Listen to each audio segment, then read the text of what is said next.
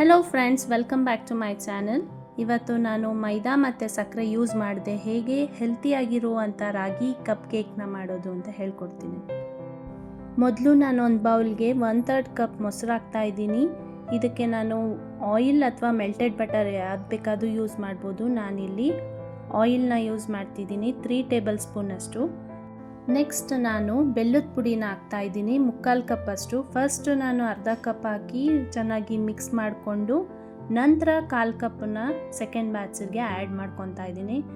ಬೆಲ್ಲ ಚೆನ್ನಾಗಿ ಕರಗೋ ಹಾಗೆ ಮಿಕ್ಸ್ ಮಾಡ್ಕೋಬೇಕು. ಈಗ ಎಲ್ಲ ಡ್ರೈ ಇಂಗ್ರೀಡಿಯೆಂಟ್ಸ್ನ ಜರಡಿ ಮಾಡ್ಕೋಬೇಕು.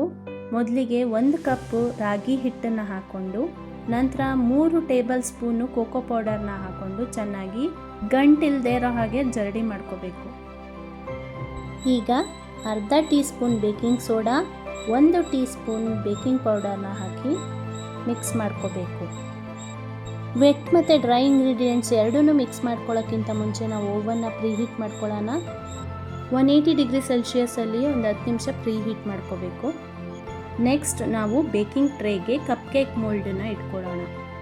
ಈಗ ಕಟ್ ಆ್ಯಂಡ್ ಫೋಲ್ಡ್ ಮೆಥಡಲ್ಲಿ ವೆಟ್ ಮತ್ತು ಡ್ರೈ ಇಂಗ್ರೀಡಿಯೆಂಟ್ಸ್ ಮಿಕ್ಸ್ಚರ್ನ ಮಿಕ್ಸ್ ಮಾಡ್ಕೋಬೇಕು. ಬ್ಯಾಟರ್ ತಿಕ್ಕಾಗಿರೋದ್ರಿಂದ ಒಂದು 2 ರಿಂದ 3 ಟೇಬಲ್ ಸ್ಪೂನಷ್ಟು ಹಾಲನ್ನು ಹಾಕ್ತಾ ಇದ್ದೀನಿ.